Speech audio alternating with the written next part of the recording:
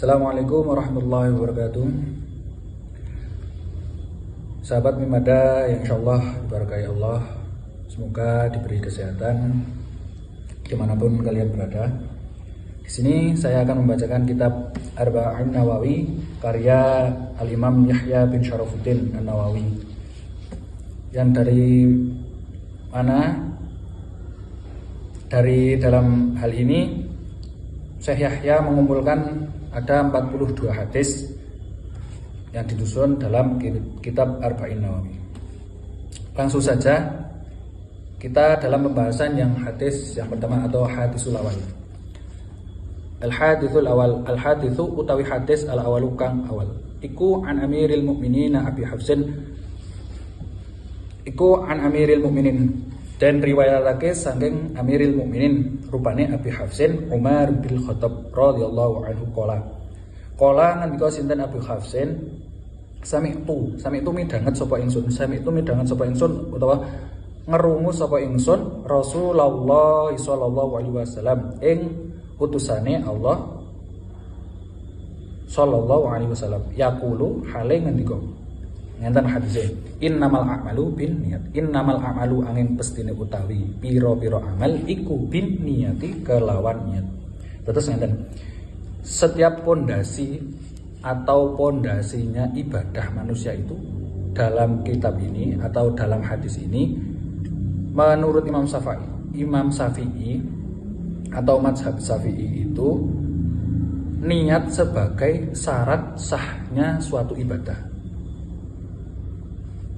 Dalam madhab Hanafi, niat di sini cukup sebagai penyempurna ibadah saja. Innamal a'malu binniyat.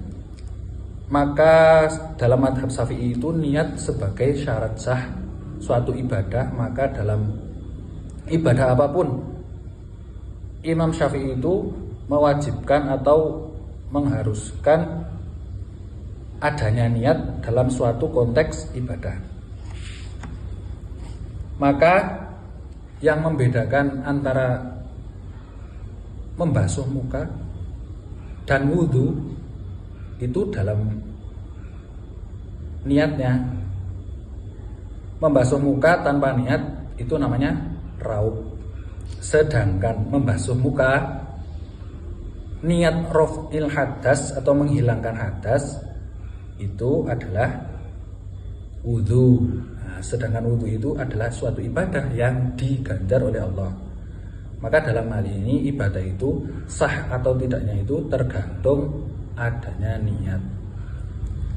Wa innamal likulli imri'in ma nawa. Wa innamal likulli imri'in lan angin mestine iku keduwe saben awa-awaan ma utawi perkara nawa kang niat sopaman atau kulimriin.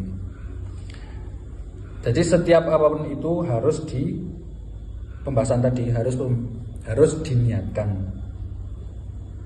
Karena konteks diri orang beribadah atau indallah itu tergantung niatnya masing-masing. Ada kadang niatnya untuk ibadah untuk pamer, ada ibadah untuk menarik lawan jenis juga ada ibadah karena niatnya tidak karena ilallah, maka itu dihukumi tidak baik atau kurang baik. Faman mongko tawi sepane wong kanat kang ono apa hijratuhu hijrah iman iku ilallahi maring Gusti Allah wa rasulihi lan Gusti Allah lan utusane Allah. Fa hijratuhu mongko utawi hijrahe man iku ilallah maring Allah wa rasulihi lan utusane Allah. Dan faman kanat hijratuhu ilallah wa rasulihi fa hijratuhu ilallah wa rasulihi. Dalam hadis ini yang dimaksud adalah orang yang hijrah itu berpindah, artinya berpindah. Secara maknawi dalam hal ini hijrah di sini berpindahnya suatu tradisi dari yang jelek menuju tradisi yang baik atau meninggalkan sesuatu yang dilarang oleh Allah. Maka sudah dihitung hijrah. Beda kalau hijrah pada zaman Nabi. Hijrah dalam zaman Nabi itu artinya adalah meninggalkan suatu tempat atau hijratul fisik. Karena dulu hijrah itu untuk beribadah. Contoh di Mekah dahulu Nabi sulit untuk beribadah atau mendekatkan diri kepada Allah karena diserang oleh kaum Quraisy. Maka Nabi hijrah bersama Abu Bakar ke Madinah untuk beribadah atau mendekatkan diri kepada Allah. Maka dalam konteks ini kalau secara maknawi dalam zaman sekarang hijrah itu kan sudah, kalau beribadah sudah bisa di mana saja. Maka dalam hal ini hijrah yang dimaksud adalah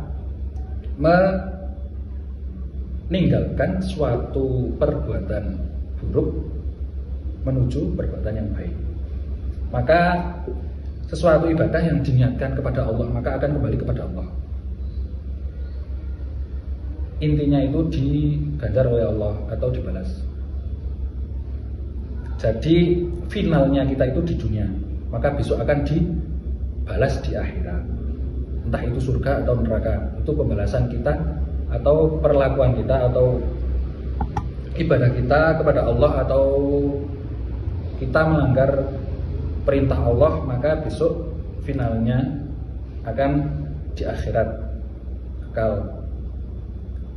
Selanjutnya faman kana hijratuhu ilallah wa rasulihi fa hijratuhu ilallah wa rasulihi. Wa man kana lan ono sapa wong kana kang ono apa hijratuhu hijrahe man iku lidunya kedue dunya yusibuha mongko menani sapa man ha ing dunya awi mraatin utawa wong wadon yang kifuha kang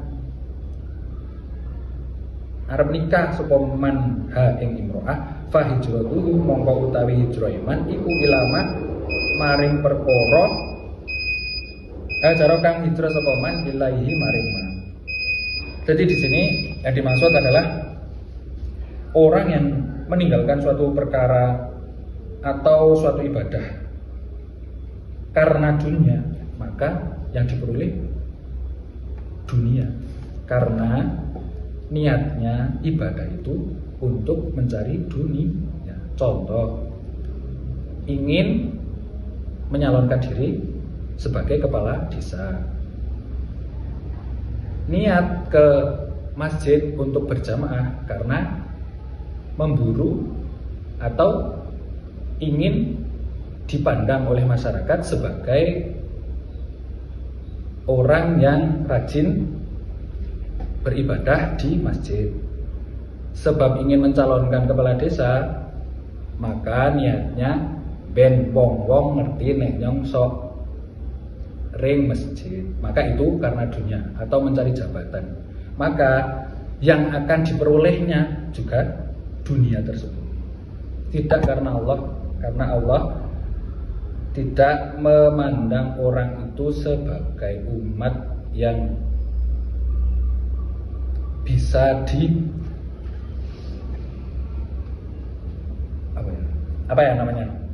bisa dipandang sebagai umat yang tergantung niatnya. Kalau niatnya karena Allah, maka yang diperoleh oleh Allah, karena Allah. Sedangkan niatnya itu karena dunia, maka yang diperoleh juga dunia. Atau niat karena seorang wanita yang ingin dinikahinya, maka yang akan dia peroleh juga wanita itu. Tidak dihitung ibadah karena niatnya karena seorang wanita, maka yang diperoleh cuma wanita. Beda lagi kalau niat ingin menikahi karena Allah. Nah, ini beribadah karena seorang wanita, maka yang diperoleh cuma wanita. Tapi kalau menikahi ibadahnya dihitung menikah ibadah, diganjar oleh Allah karena ilallah, karena Gusti Allah, maka yang diperoleh wanita, ya wanita atau istri ya. Terus pahala dari Allah juga ya, karena diniatkan ilallah atau kepada Gusti Allah. Manusia itu dalam pondasi amalnya itu yang pertama adalah niat. Puasa kalau tidak diniatkan hanya akan mendapatkan lapar dan haus. Sholat kalau tidak diniati maka hanya akan mendapatkan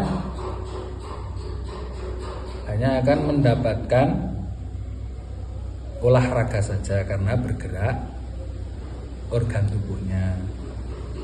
Mungkin itu saja yang dapat saya sampaikan. Kurang lebihnya saya mohon maaf.